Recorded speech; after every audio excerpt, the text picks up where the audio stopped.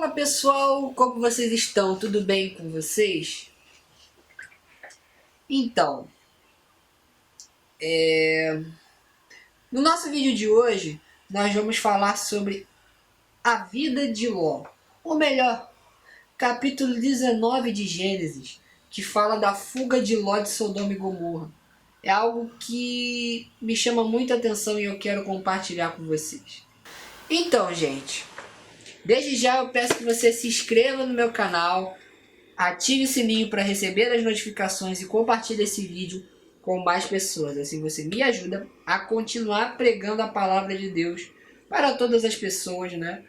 Falando um pouco da Bíblia, falando de Deus, falando de Jesus e da sua palavra nesses dias e através aqui dessa ferramenta que é o YouTube. Tudo bem? Vamos ver uma coisinha aqui. Em Gênesis capítulo 19, né? Tudo isso começou quando eu lembrei da mulher de Ló, né? Já Jesus mesmo ele fala em Lucas capítulo 17, versículo 32, para a gente se lembrar da mulher de Ló. Por causa da questão em que ela olhou para trás e virou uma estátua de sal. Mas o que me chama mais a atenção nessa história não é a história da mulher de Ló, mas a história da família de Ló em si, né? Eu acho muito interessante porque, para eu tentar resumir aqui um pouquinho a história de Ló, ele é sobrinho de Abraão, né? E ele sai ali da terra, sai dali de Ur dos Caldeus, né? Onde fica hoje o Iraque, né? Em direção à terra prometida, né? A Palestina, né? Na qual Deus tinha prometido, né? Dar a ele, né? E a sua descendência. Só que Deus ele manda Abraão deixar sua parentela tudo, né? Tudo para trás, para viver o propósito de Deus. É muito interessante. Só que acaba que Abraão acaba levando Ló. E depois de eles andarem juntos durante o período, chega um momento em que Deus ele fala: olha, vocês dois têm que se separar. Não dá para vocês andarem juntos não. Então Ló ele faz um acordo, ou melhor, Abraão faz um acordo com Ló e diz o seguinte: olha Ló, se você for para a direita eu vou para a esquerda, se você for para a esquerda eu vou para a direita. Né? Nós não podemos mais continuar vivendo juntos, né? É propósito de Deus, a promessa de Deus. Então Ló ele escolhe ir para a planície de Sodoma e Gomorra, que era uma planície fértil, onde podia plantar e colher, já que aquela sociedade vivia da agricultura e tal. E só restou então para Abraão o caminho do deserto. Né? Só que Ló, ao descer para Sodoma e Gomorra, mal sabia, né, o problema em que ele estava se metendo. As cidades de Sodoma e Gomorra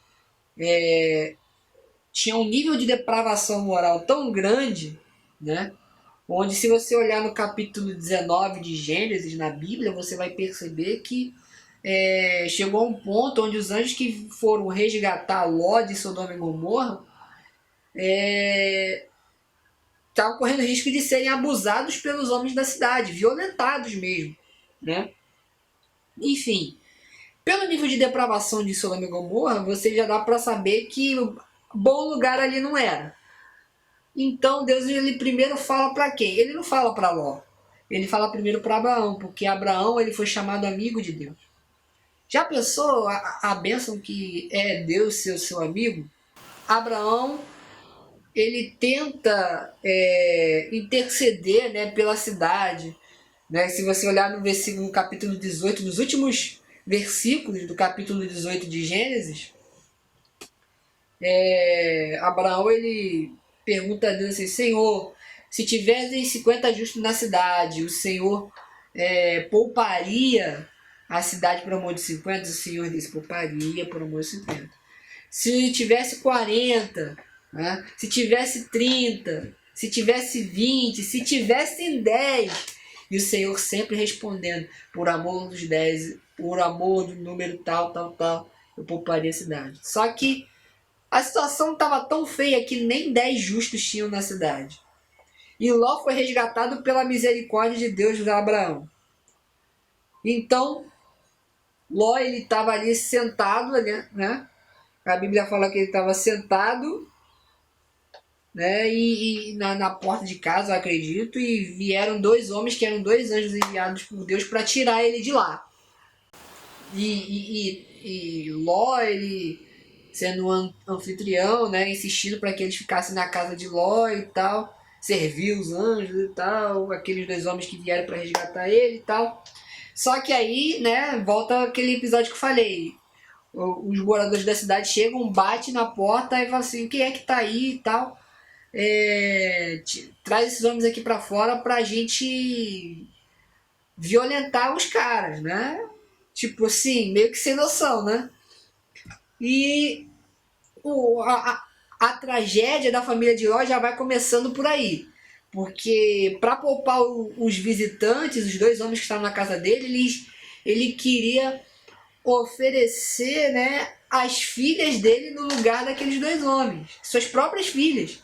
E aí eu fico pensando, quem em sã consciência jogaria as próprias filhas para serem violentadas pelos homens da cidade? Não faz sentido, não tem cabimento uma coisa dessa.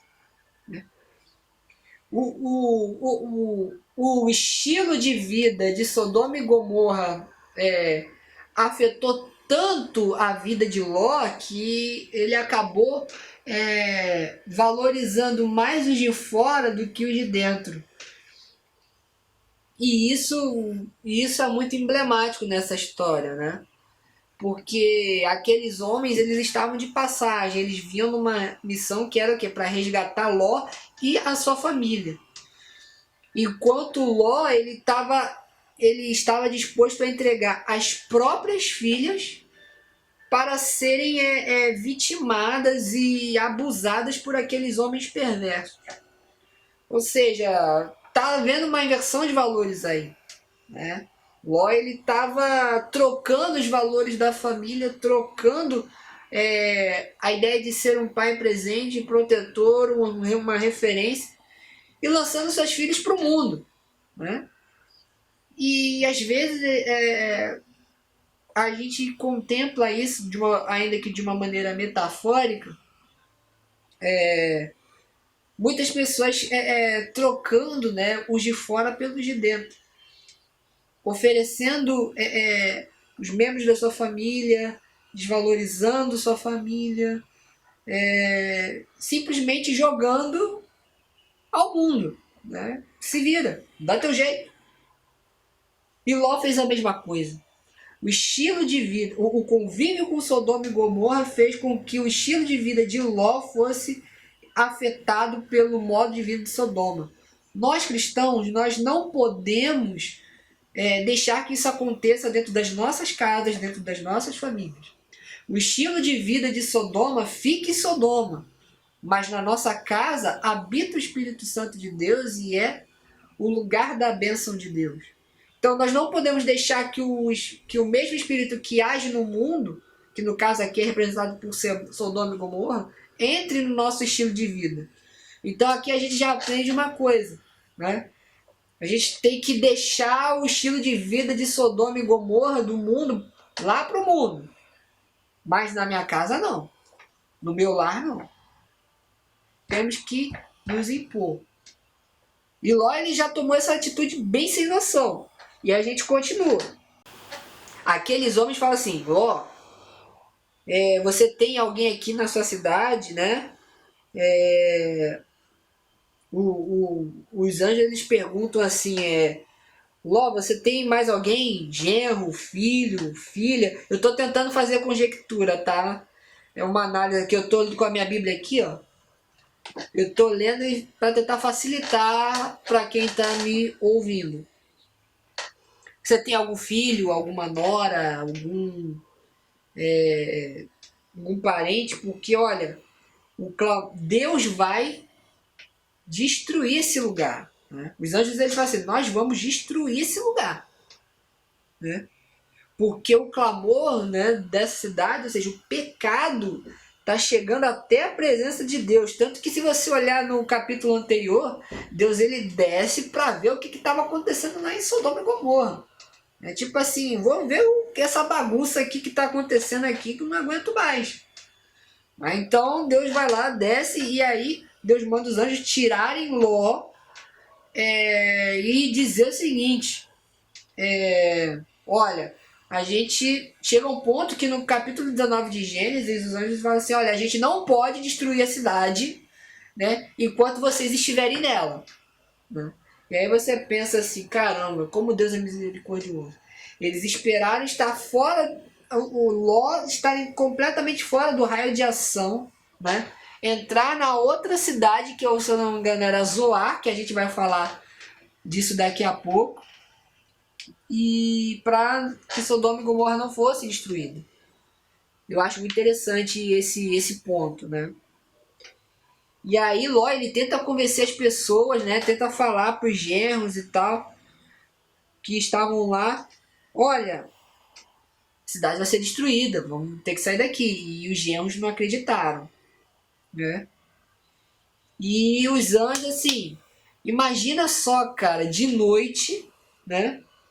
Isso de noite, os anjos aparecem, os caras querem abusar dos anjos, né? Ló ele tenta alertar os caras que estavam com compromisso